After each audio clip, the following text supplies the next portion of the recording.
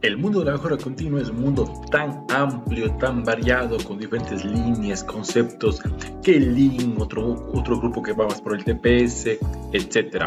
Y el día de hoy conversamos sobre un tema muy interesante que es la creatividad en el Kaizen. Y qué más y qué mucho mejor que lo hagamos de la mano de un invitado que tengo la oportunidad de estudiar en el Japón, desde la raíz donde nacieron todas estas herramientas y filosofías. Sin más, episodio 34. Bienvenidos.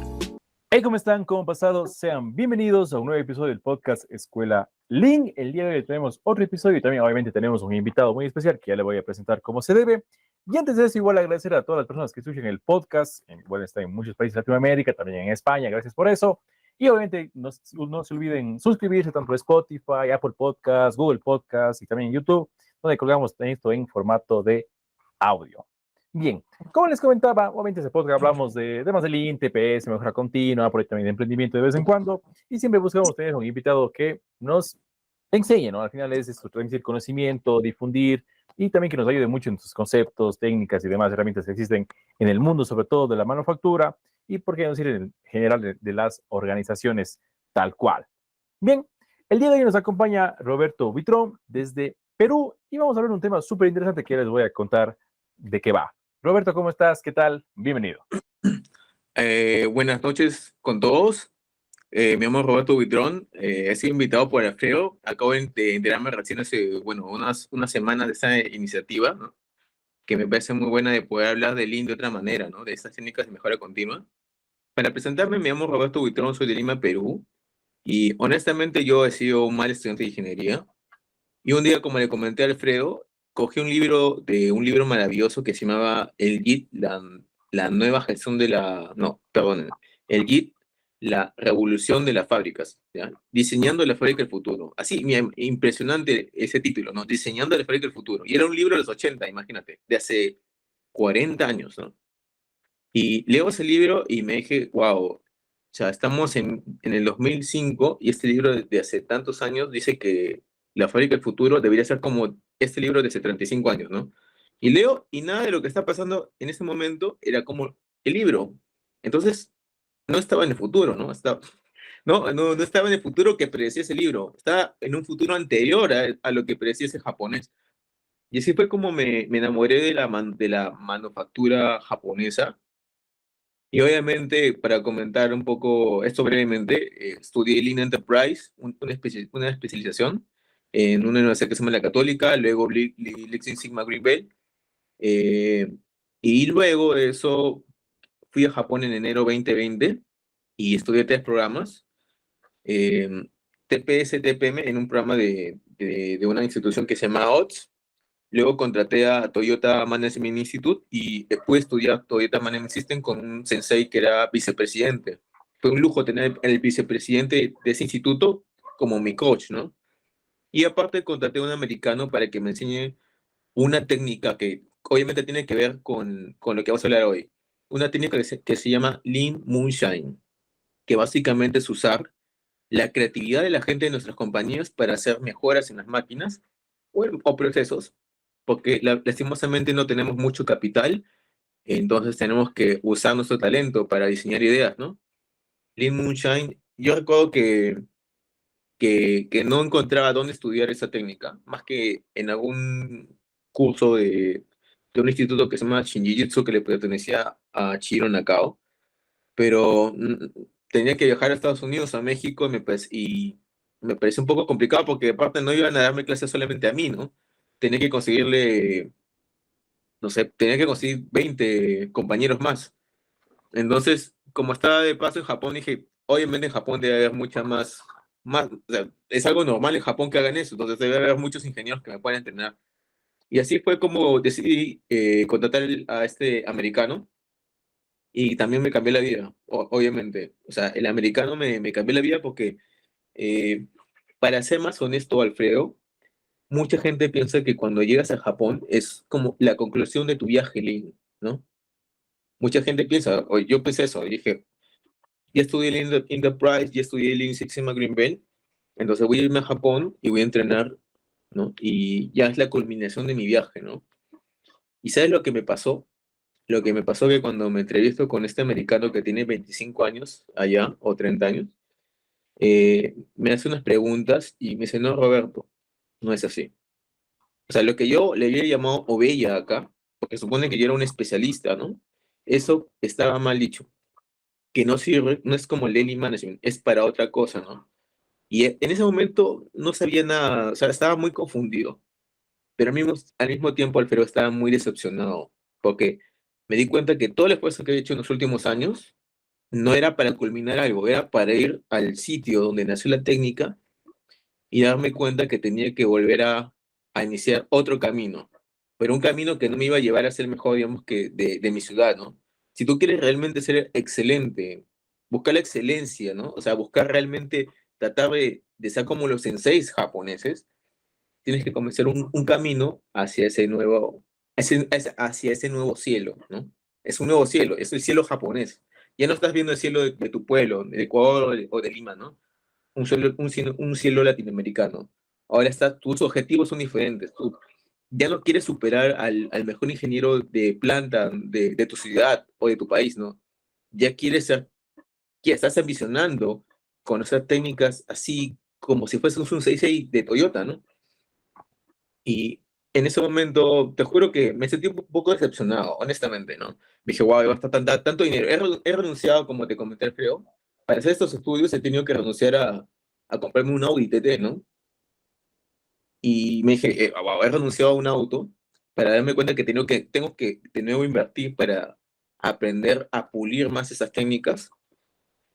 Eh, Me dolió, pero dije, ok, lo voy a hacer, pues, ¿no? Ok, porque es mi sueño. Es mi sueño saber esas técnicas nuevas, ¿no? Ahora, para hablarte más ya directamente de la creatividad en la manufactura, ¿no? Ya, mira, cuando empecé a visitar plantas en Japón, la gente nos mostraba, los japoneses o los supervisores de producción o los líderes, no nos decían, miren, este diseño de máquina es producto de la fabricación de un proveedor, ¿no? No, nos decían, miren, esta mejora pequeña y simple que hemos hecho acá en la máquina es producto de la idea de nuestra gente, ¿no? De los operarios. Esos operarios nos propusieron una idea y nosotros la trabajamos como sus líderes. O sea, tú le dices a tu líder, tengo esta idea, y tu líder te ayuda a mejorar la idea desde un punto de vista de la ingeniería, ¿no? Con técnica, ¿no? Eh, y eso era un orgullo, es la diferencia, ¿no? Nosotros entramos a nuestras fábricas y ¿de qué nos sentimos orgullosos? No sé, puede ser de repente de la idea que hizo un ingeniero, ¿no? O unas pocas ideas que hicieron algunos ingenieros o algunos gerentes, pero nunca nos podemos elucir ese gran cúmulo de pequeñitas ideas que pueden crear los operarios, ¿no? Yo recuerdo que cuando estaba en Toyota, hay muchos carritos que le llaman el Mitsubishi o Milk Runner, ¿no? Que viajan por toda la planta poniendo todos los materiales en cada línea de producción, ¿no? Ya, para que ese carrito no choque digamos, con los anaqueles, donde están la materia prima o las piezas, simplemente le pusieron dos bigotes de alambre a los lados y con unas campanitas. Entonces, si el bigote choca a la pared o algo, suena la campanita y el operador sabe que tiene que detenerse, ¿no? Una mejora tan simple, mira, una mejora tan simple, ¿no? Y bueno, eso es para comentar, ¿no? Cómo en Latinoamérica no nos hemos sentido muy orgullosos de fabricar nuestras propias mejoras en las fábricas. Es lo contrario, ¿no? Es contratar a un tercero o un proveedor especialista en maquinaria que nos dé una máquina nueva, ¿no? Y yo estoy seguro que de repente pasa lo mismo contigo, ¿no, Alfredo? Claro, Roberto. Sí, justo esa parte es interesante porque, de hecho, la mejora continua, como dices tú, no es grandes pasos, proyectos gigantes, sí, es ese día a día. Y creo que obviamente si es que existe, depende mucho de la gente. Justo también grababa un podcast con un amigo y decía, al final todo lo que es mejora está centrado mucho en la gente y a ellos hay que prestar atención, ¿no? En esa parte, ¿no? Porque te dan las ideas, ellos están en el día a día en la máquina, pasan todo el día ahí, entonces algo van a saber, ¿no? Algo propondrán, ¿no? Y posiblemente tengan muchas ideas, pero no les damos oído, no hay cabida para eso, para que ellos, digamos, digan, mira, tengo esta idea, ve, chévere, probemos, o sea, veamos qué pasa, no perdemos nada, ¿no? Veamos si funciona, no funciona, entonces darle esa parte. Y justo ahora que empiezan el tema de la creatividad, esa creatividad, pero ¿qué tanto depende, no? O sea, si yo entro a una planta, digo, y me toca, digamos, o sea, coincido que hay la gente súper creativa, porque es así, por su forma de ser, o cómo incentivar eso, ¿no? O sea, cómo hacer que la gente también dé ideas, empiece a pensar, cómo trabajar esa parte. Mira, eso es algo muy bueno, porque te voy a comentar un gran error que he cometido también, ¿ya?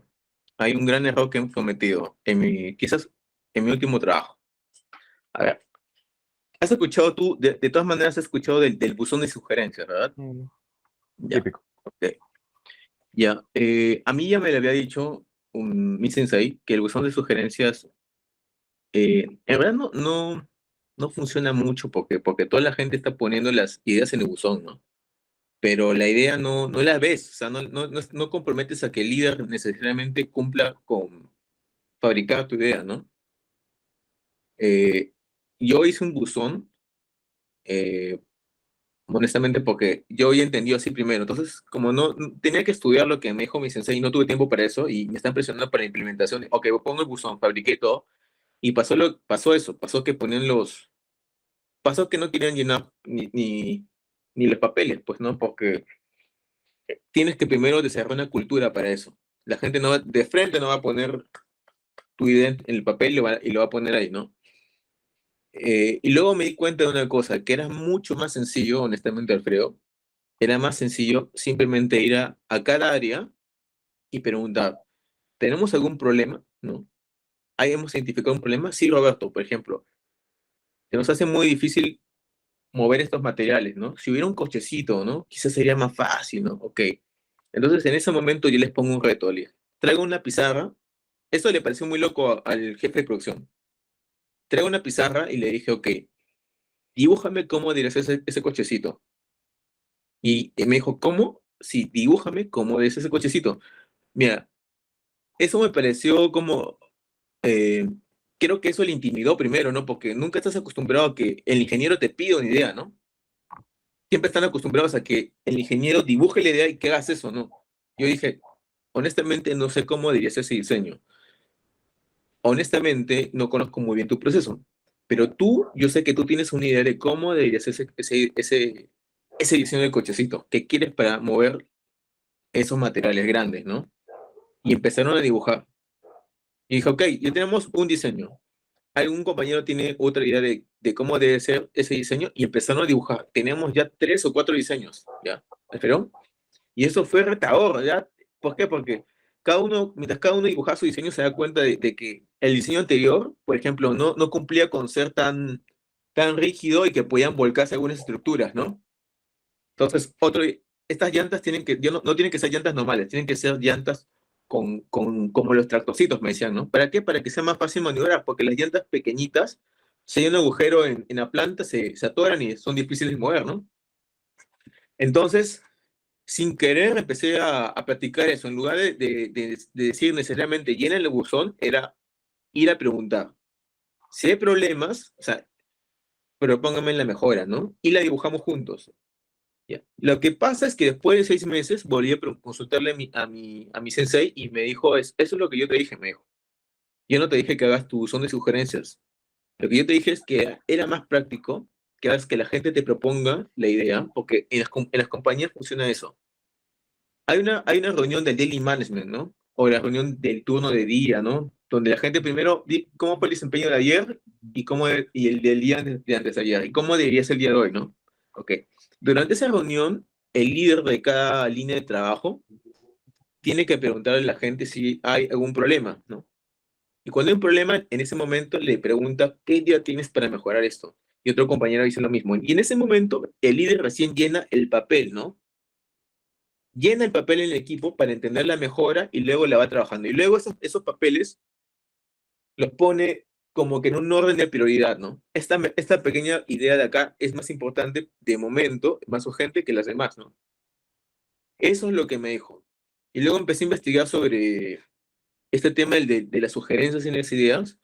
y confirmé esto también con un americano que había estudiado estas técnicas también en Japón y que dijo lo mismo, que era más sencillo que hacer que la gente llene en el formato, ¿no? Era más sencillo, y en lugar de decirte, Alfredo, propónme una idea, era más fácil decirte, Alfredo, hay un problema en tu trabajo, algo que te impida cumplir tu meta, algo, y tú vas a decirle de todas maneras que sí, ¿no? En ese momento tienes que aprovechar para decirle, ok, ¿cuál puede ser la solución, ¿no? Claro, Roberto. Sí, justo esa parte que hablas es, bueno, el típico sistema de ideas de mejora, ¿no? Y como dices tú, clave no es que suelte la idea y quede ahí, sino la clave es darle seguimiento para que eso funcione, digamos, y no dejarle morir, digamos, ahí en el camino a la idea de la gente. Y eso al final, ¿sabe cómo se crea ese cambio de cultura que se motivan a participar y tal vez de eso nace un sistema de recompensas, no sé, alguna cosa que motiva a la gente, que el que ha dado más ideas, el que ha trabajado más y un poco de cosas en ese sentido. Entonces, ahora justo que le nombran esa parte, ¿cómo comenzar desde, digamos, porque yo siempre hablo que a veces, como dices tú, a veces las técnicas están súper elaboradas, ya muy asentadas en empresas grandes, ¿no? Conversábamos antes de empezar el podcast, y ya están muy asentadas y en grandes empresas que tienen un sistema ya de años. ¿Y cómo regresar estas ideas, justo el tema del CAIS y creatividad, en las pymes? Porque sea como sea, las pymes son la mayoría, pues, son las empresas que más hay, creo que la mayoría de profesionales van a comenzar en una pyme, que irá creciendo con los años, o tal vez irán de golpe a una grande, pero estas ideas que a veces como que las pymes les vemos medio alejado, ¿no? Que no, eso está muy complicado, nosotros todavía no estamos en eso, pero ¿cómo comenzar esos pequeños pedidos, sobre todo en las empresas pequeñas? Mira, hay un comportamiento que me gustaría compartir contigo. Cuando estaba en una compañía japonesa, una compañía que fabricaba, ah, era una empresa que fabricaba unos cortes especiales, unas máquinas para corte especial de placas de electrónica, ¿ya? Básicamente, el gerente nos comentó esto, mira, nos comentó que en la licitación para, no recuerdo qué compañía, creo que era Kawasaki, o exactamente, ok. O sea, Kawasaki necesita una máquina con este tipo de funciones, ¿no? Entonces, en la licitación participan varias compañías. Participa, por ejemplo, Mitsubishi, ¿no? Electronics, alguna división de Mitsubishi y participa en la licitación. Y otras más grandes. Y este hombre que tenía una pyme, Alfredo, participó en la licitación y ganó la licitación. Le ganó la licitación a Mitsubishi. Y me cuenta que luego Mitsubishi llegó a la empresa de este japonés y le dijo, lo felicitó, ¿de acuerdo? Ni siquiera, no es que hubo una pelea, no, lo felicitó, le dijo, estoy muy feliz de que usted haya ganado, ¿no? Me honra que lo haya hecho, ¿no? Y luego nos comentó, ese gerente nos comentó lo siguiente, mire, acá en Japón, nuestras compañías, las pymes, ¿no? Se reúnen una vez al año o cada 6 meses para compartir nuestras mejoras, ¿no? Para compartir nuestras mejoras, pero en primer lugar para compartir nuestros problemas en común, nos dijo. Para compartir nuestros problemas en común, porque yo, como pyme, tengo mis problemas común en mi planta y el competidor también. Entonces, ¿qué nos favorece a ambos? ¿Resolver los problemas en común o no? Eso, Obviamente que no. No, no, no, no mejor. Es mejor que resolvamos el problema en común, ¿no? Para que nosotros ahorremos ambos el costo y podemos hacer un mejor servicio al cliente, ¿no? Y luego nos dijo lo siguiente, ustedes en Latinoamérica se reúnen una vez o 2 veces al año o tres, ¿no? Con sus competidores y con todas las personas para hablar de los problemas en común. Y, y un compañero que era gerente acá en Perú dijo que no se reunían para hablar de eso. Si pasaba, los empresarios se reunían para concertar precios, pero no para hablar de mejoras o problemas, ¿no? Eso es algo muy, muy tonto, ¿no? O sea, en lugar de darle prioridad a lo importante, estamos dando prioridad a lo que no resuelve el problema, que es concertar los precios, ¿no? Eh, entonces, creo que ahí podemos ver una gran diferencia, ¿no? En la cultura de las pymes, que como las pymes en Japón, sí proponen, sí tienen un sistema, o mejor dicho, una cultura de hacer que la gente proponga mejoras, también tienen la cultura luego de enseñarle las mejoras que han hecho en sus plantas a los otros. No solamente al competidor, sino a todos los que comparten tu industria, ¿no? Y también hay una reciprocidad en que ellos también tienen que enseñarte también una mejora, ¿no? Es un comportamiento diferente. Ahora, una de las cosas que me hizo interesarme más en el Lean es que, en verdad, el Lean creo que es más fácil de poder implementarlo en una pyme. ¿Por qué? ¿Ya? Por esto, porque hay algo que se llama células de manufactura, ¿no? Y en las células de manufactura, nos hace pensar en un modo contrario a la lógica. En las células de manufactura nos dicen, no busques máquinas grandes y enormes de alta tecnología, busca máquinas pequeñas, lentas y baratas. Es lo que nos dice Taiichi Ohno y Shigeo Shingo en su libro. Ujú. Busca máquinas pequeñas y baratas. Y une una con otra buscando que todo el proceso sea solamente en una célula, ¿no? Y entonces, a quién le favorece comprar máquinas lentas y baratas? Incluso hasta de segunda mano, es lo que te dice Taiichi Ohno o Shigeo Shingo. ¿A quién le favorece? A las pymes, ¿no? Y aparte de eso te dice, tienes que tener una pequeña área de trabajo en forma de U. Aquí es como una mini fábrica. ¿A quién le favorece? A las pymes, ¿no? A las pymes. Entonces, en verdad, sería más fácil de implementar en las pymes si es que en nuestros países hubiera una institución que entrene a los empresarios en pymes en técnicas de mejora continua, ¿no? Lastimosamente no tenemos eso, no tenemos eso. Solamente capacitan en manejo de capital en finanzas, pero no mejora continua, ¿no? Es lastimoso, lastimosamente eso es lo que nos pasa, y por eso es que es muy difícil poder cambiar el chip de la gente. Alguna vez me contrataron para poder hacer una mejora en una pyme de muebles. Una prima me consiguió el cliente y vi que había un montón de armazones de muebles, ¿no? Construidos y están ahí amontonados. Y lo primero que le dije a la persona es, ok, al gerente de esa compañía, ¿por qué no hagamos algo? En ese momento tomemos una decisión, porque estos armazones están impidiendo que fabriquemos muebles correctamente, no estorban. Y o tomamos una decisión, o los eliminamos o los terminamos de construir, ¿no? Y en ese momento tomó una decisión que la mitad tenían que destrozarse, eliminarse, y la otra mitad tenían que construirse, ¿no? Porque la otra mitad era un tema de ahorro, era como fabricar un producto rápido y barato que sí o sí se iba a vender. Entonces, esa era la manera de cómo poder eliminarlos, ¿no? Fabricarlos rápidamente porque era un producto que sí o sí se iba a vender. Bueno, los comprometí a todos y a la semana volví y seguían ahí amontonados. Entonces, no podía con el chip de la persona, ¿no? Y las personas que se ven comprometidos a ese plan de acción, que era eliminar, conversar, encontrar los retazos de tela que tenían que ir para los amazones baratos y todo demás, no habían hecho nada. Y honestamente el gerente me dijo, has hecho una buena propuesta, todo lo entendemos muy bien, pero honestamente necesitamos un cambio mental, ¿no? Y creo que eso nos va a tomar un tiempo. Y bueno, lastimosamente tuve que despedirme de él, ¿no? Porque creo que estaba enfocado en otras cosas y no entendía, ¿no? Era más fácil poder implementar Lean en esa fábrica, pero el tema era su parte mental, ¿no? Y para poder romper ese paradigma de que lo que íbamos a hacer iba a mejorar su fábrica, no iba a hacerlo en un día o en dos, ¿no? Tenía que darle un entrenamiento a esa persona durante 2 o 3 meses, ¿no? Tenía que aprender Lean y todo lo demás, ¿no? Y honestamente no tenía tiempo para eso, ¿no? Pero nosotros podemos hacer eso en nuestras compañías, ¿no?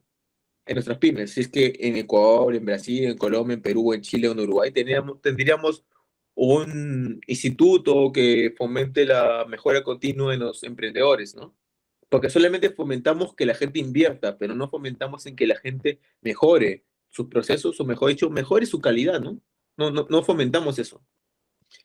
Otra cosa, mira, para comentarte un poco más de la gran diferencia. En Japón hay un premio nacional, un premio que se llama Premio Monosukuri, ¿ya? No sé si es que realmente te voy a decir cómo es, pero te voy a dar la lógica. Hay un premio por el mejor proyecto de calidad de una fábrica, el mejor proyecto Karakuri, que es el proyecto que hacen pequeños robots que no necesitan energía eléctrica, solamente con sistemas lógicos de peso y gravedad, ¿no? Y el otro era a una innovación tecnológica, ¿no? Y eso no es un tema que se hace 20 años. Eso creo que tiene recién 9 años, creo, Alfredo, o 8 años, ¿no? Pero es un premio nacional. Es como que, no me ve a un ejemplo de alguna buena compañía, Alfredo, de Ecuador. Aquí, Graiman, Servicio Nacional, por ejemplo. Por ejemplo, Sabacila Nacional, a un operario, imagínate, propone una idea de cómo transportar los pallets con cerveza, ¿no? En lugar de usar montacargas, poner los pallets sobre una estructura con ruedas y que por su propio peso se transporten automáticamente como un robot hasta el final de la línea y que automáticamente se almacenen sin necesidad de energía eléctrica. Ya. Algún operario o un líder propone eso y luego el gobierno ecuatoriano lo hace competir con otras personas, con otras mejoras de otras fábricas, pero ven que esa mejora en esa empresa cervecera es la mejor. Y ese equipo lo premia. Así, el presidente lo premia frente a todo el país. ¿Cómo crees que puede eso influir en que las pymes puedan hacer mejoras, Alfredo? Exactamente. Radicalmente, ¿no? Sí, súper. Y ahora que toca el tema de cultura, y creo que todo gira en torno a eso, ¿no? Es complicado. Y siempre se dice, ¿no? Que obviamente, y de aquí vienen las diferencias, ¿no? El TPS, de hecho, ahí viene, creo, quiero tu criterio, digamos, ahí. El TPS funciona en Japón, porque es de ellos, ¿no? Mucho de su cultura, hay cosas tan implícitas. El Lean es el gringo, ¿no? Digamos, que ellos interpretaron de eso, y de una forma, como nosotros estábamos cerquita, intentamos algo replicar, entonces también otra cultura en esa parte, ¿no?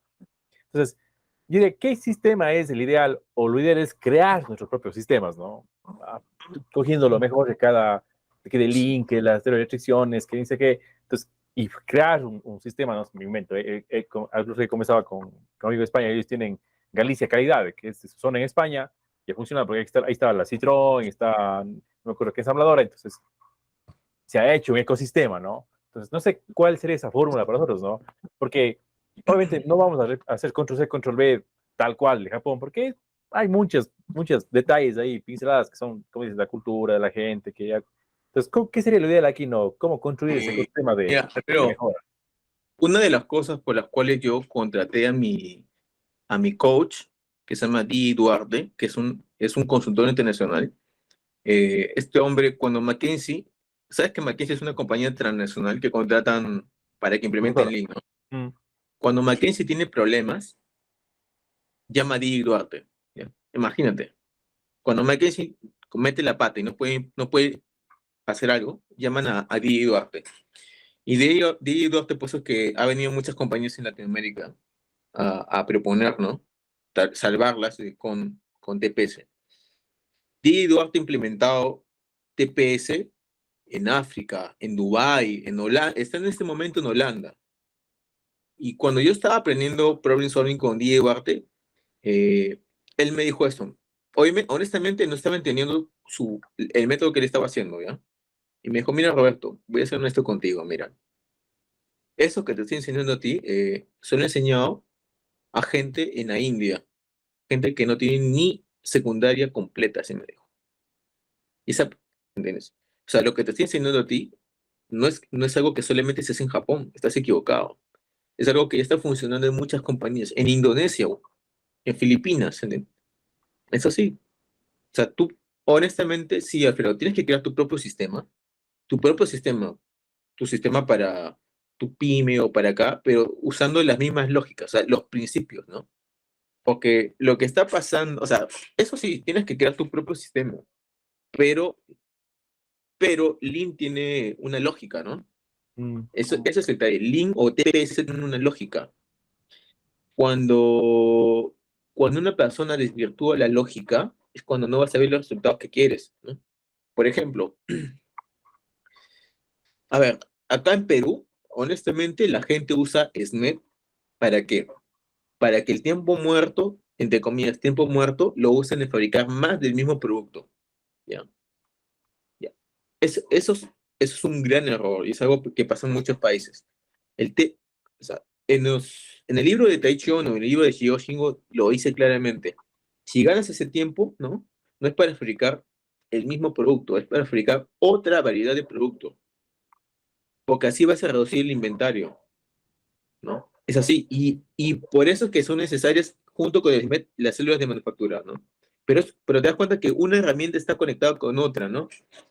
El problema es cuando uno crea su propio sistema y desvirtúa esas lógicas, ¿no? Eso es el problema, Alfredo. Porque me ha pasado que he trabajado en una compañía durante 4 años y yo veía cómo los analistas de excelencia operacional usaban la lógica del SMED para fabricar más de ese mismo producto.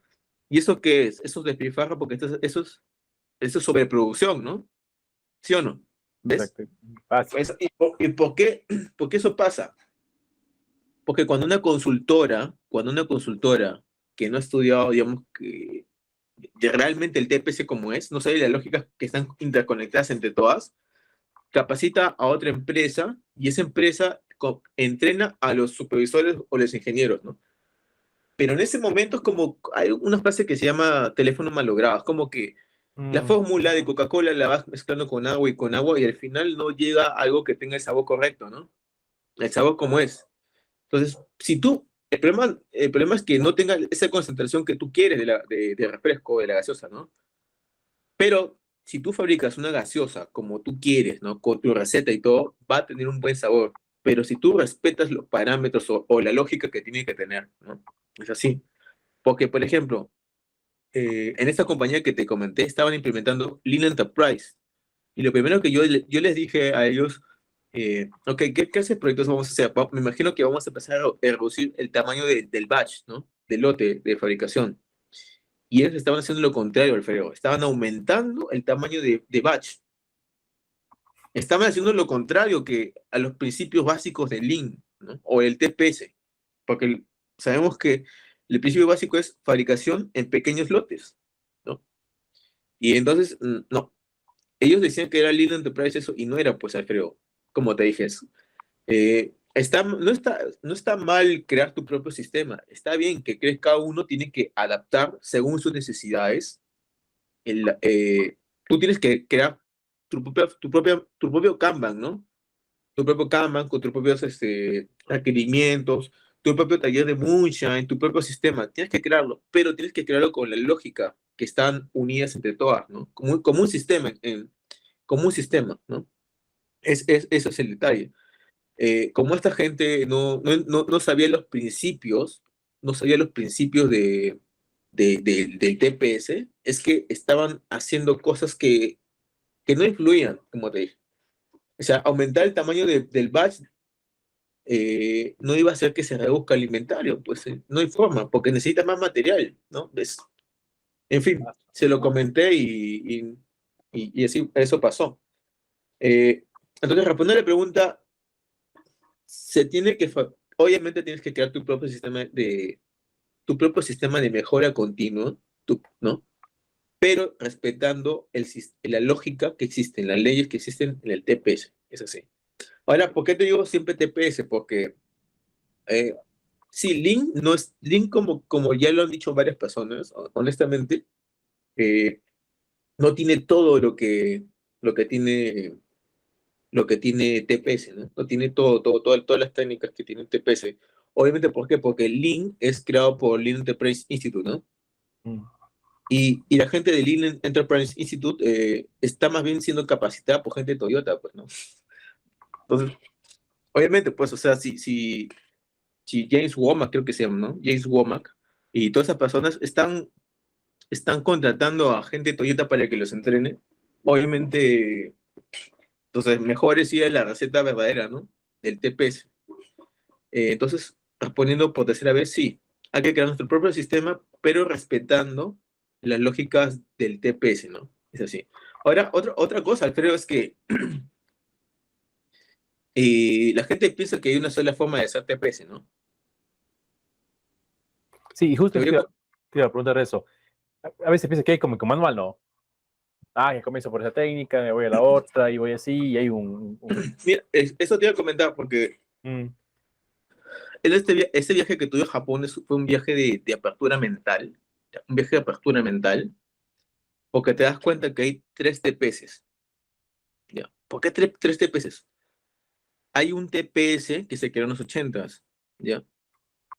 Hay un TPS que actualmente se está haciendo en las fábricas y hay un TPS del futuro que es lo que van a empezar lo que están empezando a innovar, ¿no? O sea, lo que sería algo que del futuro o esa revolución sería el Karakuri. Karakuri es como que lo que recién están empezando a funcionar en Japón, ¿no?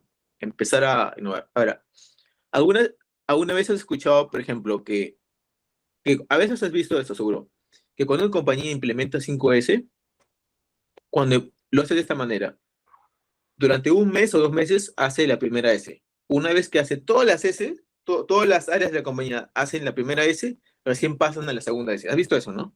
sí, Ya. fácil. Una forma de hacerlo. La otra forma es, coges una pequeña área de la compañía y solamente en esa pequeña área de la compañía creas un área modelo. Haces la primera S, quizás te tome una semana nada más, o unos días, ¿no? Porque es una pequeña área de la compañía. Luego pasas ahí a la segunda S y luego culminas todo el sistema completo, pero en esa pequeña área modelo ya tienes las 5S implementadas. Luego usas esa área modelo para entrenar a las personas de otra área. Ahí los llevas a entrenar y luego replicas las 5S en otra área y va creciendo de esa manera. Te das cuenta que hay dos maneras de implementar 5S, ¿no? Ya. Eso es porque hay dos maneras de hacer hay esas tres maneras de hacer TPC. La manera de hacer, como te dije, durante un mes o 2 meses, la primera S responde al TPC de los años 80 o 90, ¿ya? La manera de hacer TPS en la forma de hacerlo como creación de un área modelo, Mm. ya, responde a la manera actual, como están haciendo, o sea, como están haciendo ya los líderes de las compañías japonesas. ¿Ya? Porque en Japón hay compañías que son medianas y otras que son altamente tecnológicas, ¿no? Las que son medianas se están capacitando en TPS de los años 80 o 90, ¿no? Porque los senseis que los entrenan son senseis que tienen 70 años o 65 años, ¿no? Y ellos están acostumbrados a hacer ese TPS. En cambio, los que hacen TPS en Toyota, en Denso, en Mitsubishi, son ingenieros jóvenes de 35 años, 40 años, y ellos hacen con creación de área modelo. Así es. Buenísimo. Buenísimo, pero te das cuenta que no hay una sola forma de hacer TPS, ¿no? Hay varias formas. Es así. Y al mismo tiempo, por ejemplo, eh, Honda, Honda, Honda, Honda no es tanto como Toyota. O sea, sí tiene el sistema, ¿no? Kanban, Heiyunka, todo eso. Pero, por ejemplo, Honda no cree tanto en los karakuris. Honda cree más en los robots. Y por eso es que tú ves la línea de producción de Honda, son más robotizadas. Mazda tenía una lógica parecida y Mazda recién está empezando a cultivar la cultura de tener karakuris. O sea, en vez de comprar robots, fabricar unas herramientas de pesos y de sistema de gravedad, ¿no? Para que los materiales automáticamente se pongan en una posición adecuada, ¿no? En vez de usar un robot para acomodar, ¿no? Pero te das cuenta que, o sea, obviamente hay muchos estilos de fabricación en el propio Japón, ¿no? Eso es lo que te iba a decir. Genial, y de hecho, eso es un punto importante porque a veces siempre conversamos que parece que las técnicas muchas veces se convierten en camisa de fuerza, ¿no? No, es que ser así, no, no sirve.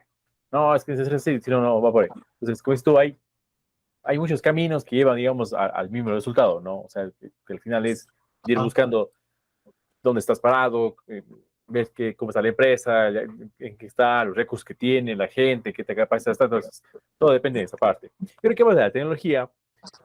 ¿Qué tanto influye? Porque justo hace un momento decías que, ¿no? Que el Lean, sobre todo, busca, ¿no? Que máquinas antiguas, segunda mano, que funcionen, ¿no? Que no sean grandes lotes, así, masa, ¿no? Y la tecnología, ¿qué tanto influye la tecnología en esto de la mejora continua, de la creatividad? que están muy cerca de la gente. Y te hablo, por ejemplo, se habla mucho que la inteligencia artificial, que van a entrar los robots y que ellos van a producir todo. Ahora hay muchas aplicaciones que para que llevar los datos, que para levantar, o sea, ¿cómo esto está? Un amigo me decía, yo creo que nos están mintiendo, porque no, o sea, todo esto ya es muchas personas, hay que hacer las cosas, entonces, como que a veces puede que sí, puede que no, no. ¿Cómo encaja eso, no? Y en el día a día, ¿no? Mira, acá en Latinoamérica o en Occidente estamos pasando la tendencia de la robotización, ¿verdad? Es decir, o sea, creo que la fábrica que propone más ese tema de la robotización es Tesla, ¿no? Mm. Tesla como que, y lo dijo muchas veces su líder, ¿no? Que lo que quieren es crear una fábrica que no tenga personas para que ¿no? El error del ser humano sea mínimo y que sea la perfección y todo lo demás, ¿no? Ok. ¿Qué es lo que pasa en Japón? En Japón está pasando una corriente diferente. En Japón están reemplazando los robots por personas. Estoy quitando el robot y estoy poniendo personas. Solamente que no pongo a la persona así, a diestra y siniestra, sin nada, ¿no? Pongo a la persona y creo algunas herramientas, ¿no? Algunas herramientas que hagan su trabajo más fácil. Algunas herramientas que permitan que la persona cargue 50 kilos fácilmente, ¿no? Mm. Porque entonces, y yo viste una entrevista, ¿no? Mitsuri Kawai o Mitsuru Kawai, ¿no? Era un líder de Toyota que ha rediseñado las plantas.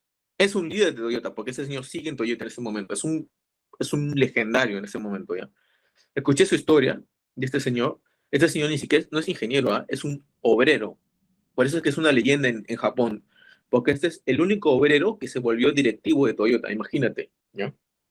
Es un obrero, una persona sin educación que se instruyó en TPS y ahora es un genio que lo ha hecho, eso es lo que está haciendo. Ha empezado a sacar robots y poner personas para que el sistema sea más flexible.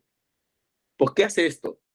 Le preguntaron a Mitsuru Kawai y dijo, lo que pasa es que cuando tú vas poniendo mucha robotización, al final el robot no piensa, ¿no? O sea, el robot no dice, tengo que proponer una mejora, ¿no? O no te dice, Alfredo, tengo un problema, ¿no? Alfredo, tengo un problema, apóyame, ¿no? No, ¿no? Y si tú pones, eso es lo que dijo Mr. Kawai, si tú pones un sistema de inteligencia artificial, ¿no? Que proponga mejoras y todo eso, eso sería muy costoso, ¿no? Honestamente, sería muy costoso, Inalcanzable para la mayoría de personas. y haría que los autos sean mucho más costosos, ¿no? Entonces, ¿qué es más fácil? Más fácil es tener una inteligencia humana, ¿no? Que una inteligencia artificial, ¿no? O sea, es más fácil eso, más fácil tener personas, pero con otra forma que te dije, con esas herramientas que hacen que sea más fácil hacer su trabajo, o sea, no sé, algún tipo de tecnología que ellos hacen, para que una persona anciana de 50, de 60 años pueda cargar sin problemas algo que pesa 60 kilos 60 o 70 kilos, ¿sí? Eso es lo que hacen, ¿no? Usan su inteligencia para eso. Ahora, Toyota ha estado contratando a estas empresas que hacen industria 4.0, ha estado contratando Mitsubishi también. El problema es que no, el mejor dicho, no sé cómo decirlo, lo anecdótico es que los alemanes piensan que Toyota va a reemplazar su sistema de producción por ellos, y no es así, o sea, obviamente solamente están implementando esos sistemas porque va a ser ahora parte de su lógica, ¿no? De su sistema japonés. No es porque van a reemplazar todo su sistema japonés, no van a dejar de hacer sistema de sugerencias ni hacer Kaizen por el sistema alemán, no, no. Solamente están cambiando la forma como hacen la gestión de su área de trabajo. O sea, la industria 4.0, por ejemplo, en muchas compañías ahí le están usando para que sea más fácil la detección de si el operario está cometiendo sí o no un error, ¿no? O para que el operario sea más fácil de adiestrar, ¿no? ¿Vieron? Con el sistema más fácil de que pueda entender de que cómo operar la máquina, ¿no? Pero no de ninguna manera va a reemplazar su sistema. O sea, dentro de su sistema hay una pequeña célula, no sé, un pequeño guión que dice sistema de gestión de la planta, no sé, tecnológica, y a eso lo van a reemplazar por Industria 4.0. Pero eso es solamente el 5% de lo que es el TPS o el Link, ¿no? No, no va a cambiar todo el sistema. Van a adaptarlo, como te dije, o sea, sí lo van a adaptar, pero lo van a hacer suyo, a su manera, como los robots. Llegó el robot Unimate, que te comenté que fue el primer robot americano en industria, usado en industria, y lo llevaron a Japón y cambió. El robot se volvió japonés porque le empezaron a poner nuevos aditamentos, nueva tecnología y se volvió más complicado. Lo mismo que pasó con la 5S. Las 5S fueron creadas en Ford, creo, pero creo que se llamaba CapDuke, no recuerdo muy bien cómo eran las palabras, pero fue creado en Ford o en General Motors. Y luego el sistema lo copiaron los japoneses, solamente que los japoneses lo volvieron metódico, con cultura, ¿no? Diseñaron los paneles visuales, los formatos, todas las auditorías. O sea, cogen simplemente un arroz y convierten eso en todo un gran plato de comida, ¿no? Es algo diferente de lo que hacen ellos. Respondiendo a la pregunta, Japón tiene, creo que ya 70 años fabricando con robots. Entonces, y nosotros creo que tenemos quizás 10 años, ¿no? Fabricando con robots en Latinoamérica, ¿no? Entonces, va a ser una tendencia al final que nosotros estamos llegando muy tarde a la tendencia y la tendencia moderna va a ser que también vamos a luego reemplazar los robots por personas. Eso sí. Genial, no, me parece súper chévere Más, ese punto de vista que dices tú y me llama la atención eso que está represando porque justo eso que usted con un medio decía, o sea, como que nos están mintiendo, ¿no? Que no, que van a ver los robots y van a bajar con todo, hay esa parte todavía que justo decía, en nuestra región, sobre todo en nuestros países, hay pymes que usarán máximo Excel, ¿no? Ya queremos meterle 4.0 y no hay nada atrás todavía armado, entonces es muy difícil todavía esa transición, digamos, en esa parte. Y ahora que contamos justo de la formación en estos temas, y antes del podcast decíamos que, bueno, comentamos también que no hay un instituto, ¿no? Que nos enseñe unas cosas puntuales o que aglutine todo, ¿no? Empresas y que vamos a irnos por esa filosofía. Bueno, tú estudias en Japón, yo en España, ellos están muy metidos con el Lean y es algo más de general, digamos, o sea, todas las empresas están en eso, busca profesionales que sepan de eso, entonces están más empapados, ¿no? Aquí todavía diría que estamos un poquito dispersos, ¿no? Empresas sí, empresas no, empresas que están con una herramienta muy puntual, otras con otra, pero no hay algo muy conjunto, ¿no? En esa parte.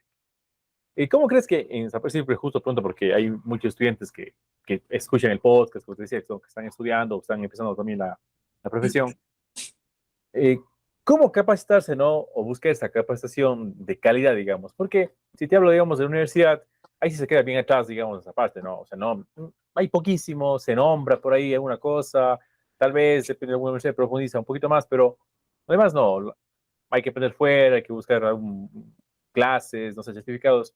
¿Tú qué recomendarías a esa parte, no? Alguien que quiere enfocarse, digamos, en sus temas. mira, Alfredo, eso es algo muy importante porque te voy a comentar. Cuando yo comenzaba a aprender de Lean o TPS o, T, o TPM, ¿no? Cuando quería aprender, yo veía en LinkedIn que habían peruanos, ingenieros de 60 años, que tenían una foto, ¿no? Tenían colgadas sus fotos. Acá decía Toyota Engineering Corporation, un gran panel, y estaban ahí. Y decía, no sé, imagínate, Alfredo Quinto, experto en Kaizen, ¿no? Y yo decía, wow, algún día quiero ser como ese hombre, ¿no? Ese era mi sueño, hace 5 años. Yo decía, algún día ese va a ser mi sueño, ¿no? Incluso se lo comentaba a mi novia, y dije, algún día voy a tener una foto así. Y todos se reían, ¿no? Ja, ja, ja, ja.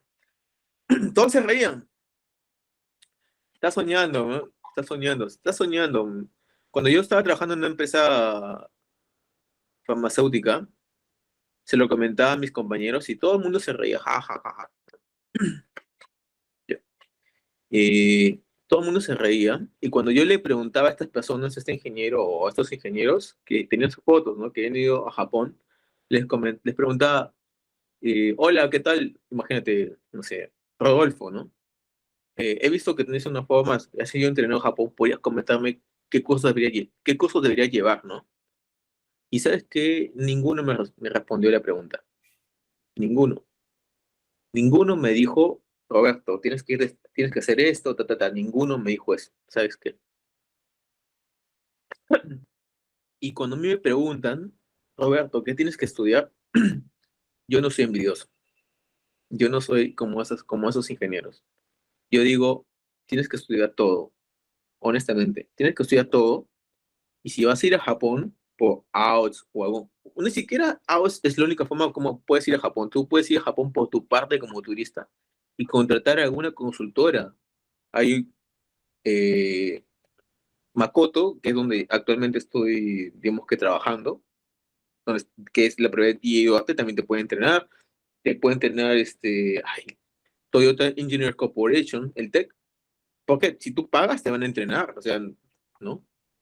Hay muchas formas, o sea, no es muy complicado. Tú lo único que tienes que hacer es entrar a la web, preguntarle, mandar un correo y decirle, hola, quisiera ser entrenado en esto, ¿cuál es el presupuesto? Y luego tú sacas un préstamo bancario y vas a estudiar. Pero toma eso en cuenta, Alfredo.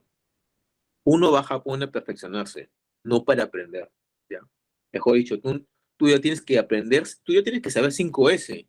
Si tú vas a Japón a preguntar sobre 5S para preguntar cómo es la manera correcta, cómo debo implementar, cómo podría implementar 5S en un hospital, cómo podría implementar 5S en una fábrica que tiene personas con discapacidad, ¿ya?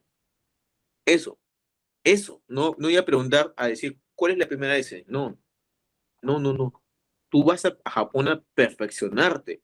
Lo mismo, tú no puedes ir a Japón a aprender Heiyunka, tú no puedes ir a Japón a aprender Kanban. Tú tienes que ir a aprender a hablar con un sensei sobre cómo es la manera correcta de cómo implementar. Eso es esa es la diferencia. ¿Ves? Mira, creo que en 1 minuto o en 2 minutos te he respondido lo que no me ha respondido ninguno de esos ingenieros que yo les consulté. Yo al contrario de esas personas, yo soy una persona totalmente abierta. Yo pienso que, más bien quiero que haya más personas que vayan a Japón para que me entiendan, porque a veces me siento loco cuando hablo con chicos, con Solo. compañeros, me siento solo, pues les digo, este sistema se llama Toyota Manual System, ¿no? Los robotcitos tenemos que fabricarlos así. Hablo con ingenieros mecánicos y no me entienden. Ellos me dicen, ¿cómo? Un robot que tú pones un peso encima y que luego por gravedad mueve un engranaje y se va moviendo así, y luego regresa, luego deja el paquete en la línea o algo, y luego regresa solo, sin energía eléctrica. No me entienden, ellos piensan que funciona con sistemas hidráulicos, no sé cómo es más, sistema de aire, ¿cómo se llama esa expresión? No Claro, sé cómo, de máquinas hidráulicas. exacto, piensan que es así, no me entienden. Y honestamente me siento muy solo. Los únicos con los que hablo de esto son con mi sensei, que es Diego Duarte, con Cristian Ávila, que es un compañero en Chile, o con gente de Toyota Kentucky de Estados Unidos que me escribe y converso con ellos o con otros ingenieros de Toyota de Inglaterra, ¿no? Pero muy pocos peruanos, porque cuando yo hablo con los peruanos piensan que estoy loco, Alfredo. ¿Verdad? Me juzgan, ¿no? Este tipo es un creído, va a hablarle robots que no funcionan con energía eléctrica, ¿no? Y ellos están en ASISO, ISO 9001, no sé, están en otra cosa. Y por eso es que yo no soy envidioso con la información, porque yo quiero que la gente estudie para tener más amigos. Quiero tener amigos, o sea, no me gusta estar solo, creo. Ya, no, sí, justo esa parte de información, digo, es clave y sobre todo creo que buscar las fuentes, ¿no? O sea, algo que te sirva, ¿no? Que tenga tu peso. Como dices tú, la parte de los principios, la parte básica, creo que sí te puedes formar por tu cuenta, hay 10.000 materiales, hay Exacto, libros, pero como dices tú, exacto. ese perfeccionamiento es la clave. Alfredo, a ver, ahora sí, para decirlo un poquito más concretamente, ¿cómo debería ser, cómo fue mi fase a fase, ¿de acuerdo? Ok, honestamente, si tú quieres saber de mejora continua japonesa, ¿no? Ese estilo, vas a tener que estudiar bastante, bastante, bastante. ¿Por qué? Porque sabes que no hay solamente Link, hay también TPM. Y TPM funciona de una manera diferente a TPS, ¿no? Y lamentablemente tú tienes que saber TPS, Link, TQM, ¿no? Tienes que saber todo eso, porque cuando tú vas a postular a alguna compañía, tú no sabes si que tiene TPM o Link o TPS, ¿no? No sabes. Imagínate que entras a una compañía y vas a ver vas a darte cuenta que está implementado TPM. ¿Qué vas a hacer? ¿Vas a decirle no sé? Vas a aprender, ¿no? Tienes que aprender esas tendencias, lastimosamente. ¿Cuál fue mi estrategia? Yo fui autodidacta primero, porque no tenía plata, pero leía libros de autores japoneses.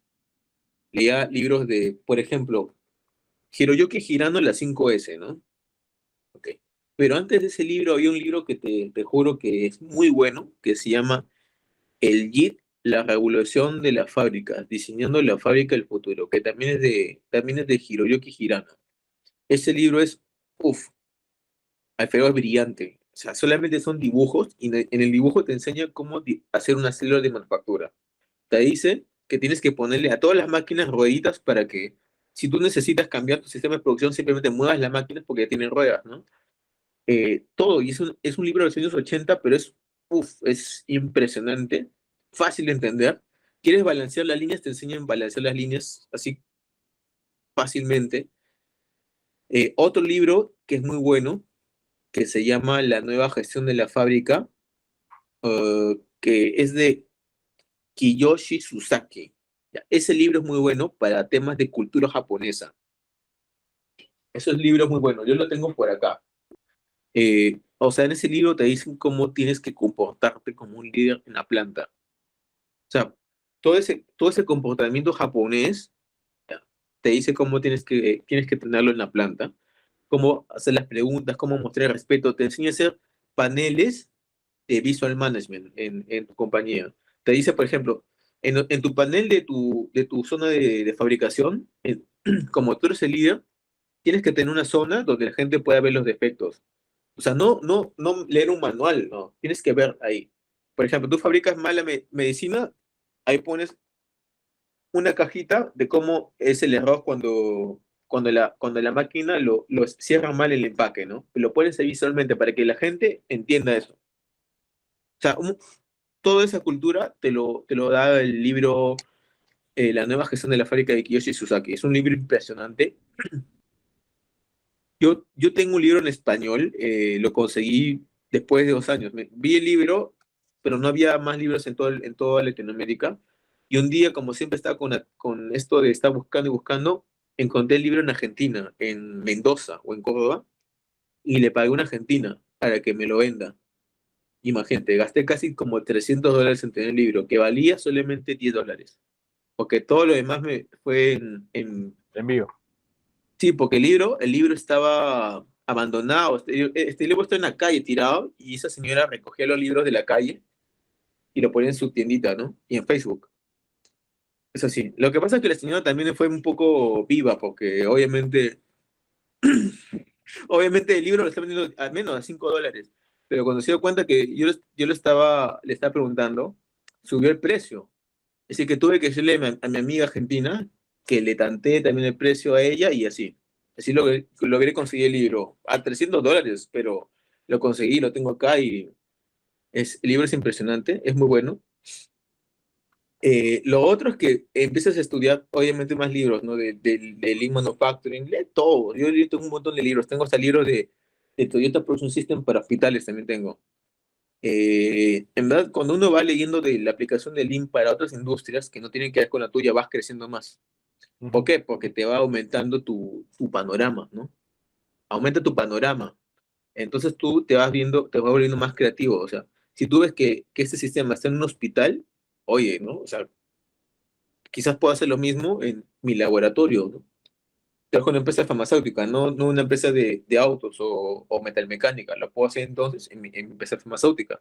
Si los doctores lo hacen, porque yo no? Entonces es muy, muy genial poder ver la aplicación en otras industrias, pero embúyete. Pero el tema es que tienes que saber invertir también ahí. Porque la mayoría de libros que tú encuentras solamente al frente de la universidad son libros muy básicos. Los buenos libros, tienes que comprarlos, es decir, o si no, verlos en Kindle, ¿no? De Amazon. Hay Claro, muy buenos libros ahí. Tienes claro. que invertir para poder saber. Lo bueno es que hay muchas formas de poder, hasta tener PDF. A ver, esa es la primera fase, Alfredo, ser autodidacta. Está muy bien, ser muy buen autodidacta Y luego la otra fase ya es empezar a estudiar. Y yo creo que uno debe estudiar todo. Yo estudié Lean Enterprise, una especialización, luego Lean Six Sigma Green Belt, luego estudié TPM, ¿no? Y luego de ahí, cuando ya también igual fui perfeccionando todo eso, ¿no? Eh, Recién decidí viajar a Japón, ¿no? Pero antes de viajar a Japón, yo había hablado con el vicepresidente de Toyota Management Institute y él me empezó a enviar libros de Japón en inglés, de Toyota Management System. Yo fui el primer occidental que tiene un libro, ¿ah? De allá. Me lo envió desde Japón. Lo empecé a estudiar. Porque obviamente el tiempo en Japón iba a ser muy corto, ¿no? Era muy corto y no iba a no iba a poder estudiar ahí. Mejor era estudiarlo antes del viaje y usar el viaje para perfeccionar nada más, como te comenté. Y mira, este, yo tengo 3 certificados de Japón. El certificado de Toyota Management System fue con un examen, ¿ya? Y honestamente pensé que iba a jalar el examen, porque es un examen, parece un examen para la universidad, es como 80 preguntas o 90 preguntas. Y di el examen, pensé que iba a jalar, y te juro, dije, wow, he pagado todo, tanto dinero para venir hasta acá, todo eso, y si jalo el examen, ¿qué voy a decir en Perú? Estudié, pero no tengo ningún certificado, pues, ¿no? Era muy tonto, o sea, te juro que está... Y dije, ya, bueno, le de Dios, porque ¿qué va a hacer, no? Eh, Llegué, estaba en el hotel, y al siguiente día recibí un correíto diciendo, felicidades, Roberto, aprobaste el examen. Y te juro que me sentí, ¡ah!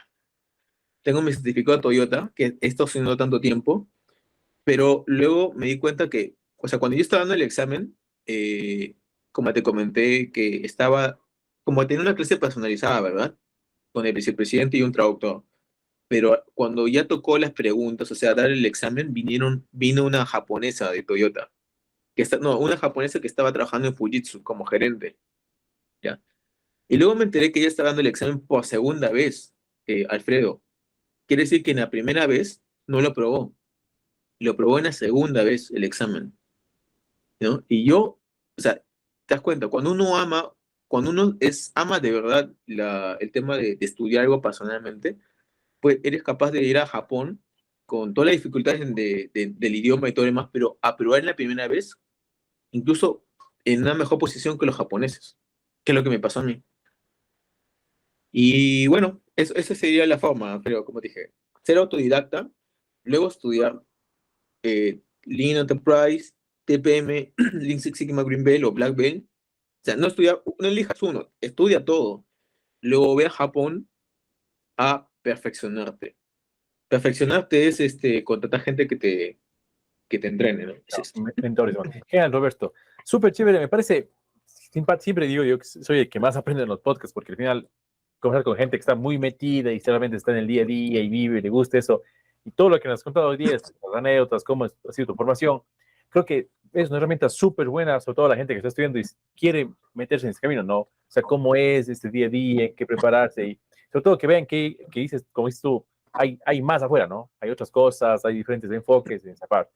Roberto, el tiempo es tirano y creo que vamos a igual una hora ya, más de una hora de hecho, porque ya hablamos una previa y estamos Te dije que en el estos temas podcast. son bien interesantes, por eso te dije, estos Sí, temas sí, son... se van de largo y tipo de cosas. Casi para ir concluyendo, Roberto, ¿de qué más viene, no? Ya fuiste a Japón y ahora, ¿dónde más hay que estudiar para, o sea, qué te toca ahí?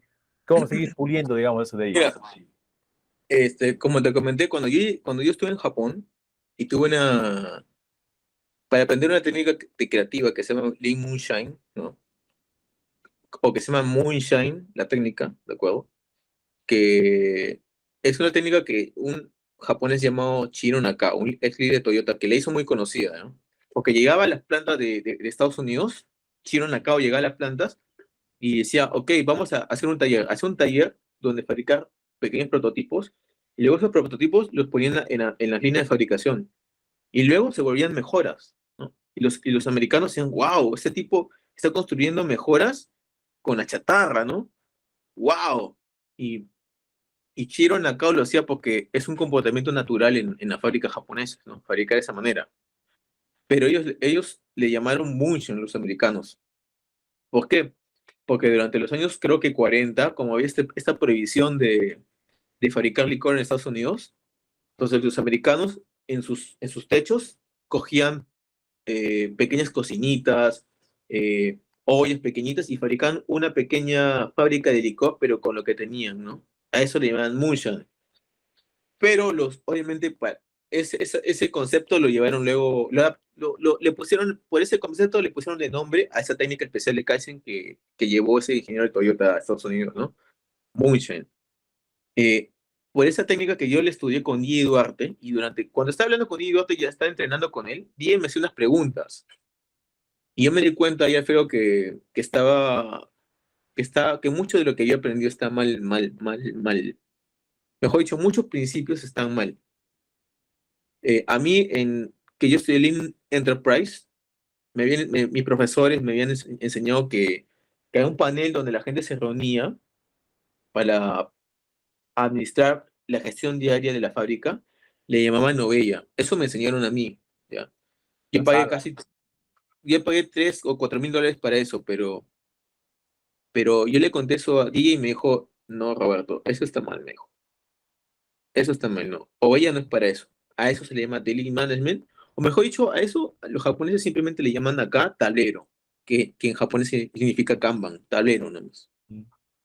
O ella es otra cosa, Roberto. Te han enseñado algo que no es. Y luego empecé a preguntar más, más, y cuanto yo más preguntaba, me daba cuenta que más de lo que me habían enseñado está equivocado. ¿Por qué? Porque obviamente como no mucha gente entrena en Japón, entonces mucha gente se inventa los conceptos, Alfredo. Se inventan los conceptos para darte una clase. Igual te cobran $5,000 por la clase o $3,000, pero se inventan eso para darte la clase. Porque la consultoría es un negocio, Alfredo. ¿Ya? Ok, me sentí frustrado, como te dije, y me sentí frustrado porque prácticamente DJ me estaba diciendo que había sacrificado 3 o 4 años de mi vida, endeudándome y todo demás, para aprender algo que no era cierto. En ese momento dije, ok, ¿esta es la culminación de mi educación o no? No sé. Llegué muy confundido a Perú. Te juro que estaba muy... La gente me decía, oye, enséñame, enséñame. No, estoy confundido. O sea, no le dije a nadie, pero dentro de mí yo me decía, estoy muy confundido. ¿Por qué? Porque en el viaje descubrí que no hay un TPS, hay 3 TPS, como te comenté, ¿no? ¿Quién iba? O sea, o sea, ¿qué implemento? Me decía Alfredo. ¿Implemento el antiguo TPS o el actual o el nuevo que es con los caracoles y todo? ¿Qué hago? O sea, O sea, mi cabeza estaba así. O sea, te juro que no sabía. O sea, estaba muy confundido. Porque no, yo pensé que estaba bien por un objetivo y son tres cosas o 4 objetivos que están ahí. Estaba muy confundido. Y a la semana me llama DJ Dota desde Japón. Y me dije, hey, ¿por qué no me contratas como tu coach, no? Como tu coach. Te puedo ayudar, me dijo, ¿no? Y yo le dije, no lo sé, porque obviamente Diego te cobra una sustancial grande de dinero, ¿no? Y, a ver, me dio un entrenamiento durante 2 semanas, Alfredo, ¿ya? Y me di cuenta que el entrenamiento que él me dio o sea, ¿qué te puedo decir? El daily management es demasiado preciso, con pasos de implementación, completísimo. Y en ese momento me convencí y fui al banco, pues, y saqué el tercer préstamo. El tercer préstamo dije, ok, este ya es para perfeccionarme. Y le dije a Die me dijo, si quieres te entreno en 1 mes o 2 meses, ¿no? Y dije, no, Die, o sea, si voy a hacer las cosas, voy a hacerlas bien, ¿no? Quiero que me entrenes durante 1 año. Así le dije. Y de ahí me dijo, mira, Roberto, honestamente, a mí solamente me contratan gerentes top, ¿no? Para que lo forme 1 año. Solamente la mayoría de gente normal me contrata un mes, ¿no? Pero tú me vas a contratar 1 año, es algo muy intensivo, ¿no? ¿Estás seguro, Roberto? Dije, sí. Porque o sea, si ya fui a Japón, ya me desencanté ¿sí o no, Alfredo? De todo esto. No voy a aprender solamente un paso, tengo que aprender todo, ¿no? Y es así como lo contrato durante 1 año, y durante ese año aprendí un montón de cosas del Alfredo. O sea, en ese momento yo ya sé cómo fabricar un robot sin energía eléctrica, como te comenté, los Karakuris. En este momento yo, o sea, veo mejoras en plantas, tengo acceso a ver mejoras que han hecho en varias plantas, ¿no? E incluso en Japón hay algunas plantas, algunas fábricas como la de Omron, donde el 80% del personal o el 90% tiene discapacidades, o son ciegos, sordos, con problemas de aprendizaje, ¿no? Retraso mental, y funcionan perfectamente. Fabrican robots, fabrican celulares. O sea, y Omron es una. Sony también tiene su propia fábrica con discapacitados. Mitsubishi también, Toyota también. Y esa gente, esos discapacitados, hacen Kaizen, Alfredo. Entonces ya mi mundo, mi panorama cambia radicalmente. Ya no pienso en hacer una mejora simple o no, no, no, no. Yo ya sé, yo ya sé lo que puedo construir. Yo ya sé que en Ecuador o en Colombia, si tenemos una pyme y tenemos gente discapacitada, no hay excusas. No hay excusas, simplemente reunimos a la gente, le decimos, ok, 7 ideas de cómo podemos hacer que nuestro compañero pueda seguir trabajando incluso sin un brazo, ¿no? A alguno se le va a ocurrir una idea brillante. Y el requisito que podemos fabricarlo con nuestros propios recursos. Así simple, así nada más. Eso es lo que hacen en estas plantas, ¿no? Es un tema de decisión. Entonces, ¿qué es lo que viene en el futuro para mí? Lo que viene es poder empezar a curtir. Me quiero, como los jugadores de fútbol, es foguearme, empezar a tener mucha cancha, porque yo llegué en el 2020 y hubo la cuarentena y he trabajado remotamente casi un año y medio, ¿no? Entonces tengo solamente 6 meses que he trabajado, después de haber llegado de Japón, que pude trabajar en planta, ¿no? Pero falta pulir un montón de cosas, pero ya con lo último que me enseñó Diego, que es mi sensei, ¿no? Eso sí. Genial. Y otra cosa, perdona que me esté diciendo más, es que yo sigo estudiando hasta ahora. Es decir, como te digo, tengo curiosidades. Quiero saber más sobre Karakuri. Simplemente escribo a un japonés y hago un trato con él y le pago sus $1,000 o 2,000 o lo que él pida y específicamente me enseña eso, ¿no? Es así. O sea, nunca vas a parar de educarte. Una vez que comienzas esto de ciclo de mejora continua en personal, así de querer ser mejor, no paras. O sea, siempre vas a tener la curiosidad de tener acceso a eso. Eso es lo que sigue, Alfredo. Buenísimo, Roberto. Me parece súper chévere esa proyección que tienes a nivel profesional, ¿no? Y sé cómo se también, obviamente, influyen a tu nivel personal, ¿no? O sea, vas creciendo también a medida de eso. Y toda la gente que nos escucha, sobre todo los chicos, o sea, el conocimiento está ahí, como dice aquí Roberto, se ha dado sus modos, digamos, para poder llegar a él, para poder acceder, ser muy curioso, preguntar, no quedarse en esa parte, ¿no? Eso es lo clave, ¿no? No estar estático para seguirse moviendo en esa parte. Y, como digo, el conocimiento está ahí, y al final es buscar cómo acceder a él, ¿no? Roberto, ha sido una charla súper buena, la verdad, es chévere cuando uno conversa y fluye y se va a esa parte. Y ya para ir terminando, ¿dónde te puede encontrar la gente? Yo te encontré por LinkedIn o LinkedIn, como dicen Ajá, otros. claro, ¿Dónde claro. estás? A ver, Me contabas también ya tienes tu canal eh, de es un todo. tema, es un tema bueno esto porque, a ver, en LinkedIn obviamente estoy como Roberto Buitrón Ñaupas, pero estoy empezando a crear mis canales de TikTok, YouTube, Instagram, y mi canal se va a llamar bueno, ya se llama Somos Excelencia Operacional, y yo tengo mi lema, todos somos excelencia operacional. ¿Por qué digo somos excelencia operacional? Porque obviamente no puedo decir todos somos Toyota Production System, ¿no? Porque me van a caer las empresas automotrices acá y me van a decir paga tus derechos de autor, no sé, los copyright, no. Así que más fácil, y aparte de eso, todos somos Link suena muy, no sé, creo que ya hay gente que ya usa la palabra, entonces tengo que tener un modo diferente. No puedo decir todos somos Sensei, ¿no? Todos somos Kaizen, todos somos experiencias personales no sé, más fácil de poder decirle a la gente, ¿no? Más amigable, creo. Entonces, por eso es que ese es mi nuevo canal. Todos somos excelencia operacional y estoy empezando a retomar el tema de las redes sociales para hablar de la manufactura. Como tú has visto, yo no hablo de la manufactura en términos muy técnicos, porque yo lo que quiero es que un gerente, un operario, una persona que está en un supermercado, cualquier persona entienda lo que le estoy contando, ¿no? Es que lo disfrute, es lo que busco. Entonces, en mis canales voy a hablar de eso, voy a hacer que la gente disfrute, que se pueda reír hablando de mejora continua, ¿no? De esos temas, de manufactura y excelencia operacional. Alfredo, ha sido un gusto también para mí, estoy encantado, eres un gran anfitrión, en verdad. De hecho, quizás esta es la primera vez que empezamos a tener una charla en un podcast, pero yo Estoy seguro que vamos a empezar a... Yo también voy a querer compartir contigo algo contigo en mi canal. Vamos a hacer algunas colaboraciones, creo, en el futuro. Hay muchas cosas que podemos conversar, pero... Sí, genial, Roberto, ¿no? Gracias a ti por tu tiempo. De hecho, nos pusimos de contactos no hace mucho y tu predisposición para el espacio. Y gracias, de hecho, gracias por compartir conocimiento que dices tú. No es mucha gente la que comparte ese tipo de cosas gratis, digamos así, o que le nace realmente enseñar o así. No son todos, la verdad. Hay gente que realmente le gusta, gente que no le gusta, que está en estos espacios realmente y compartir con lo que experiencia, el conocimiento y demás. Roberto, una vez más, muchísimas gracias por haber venido. Listo, muchas gracias, Alfredo.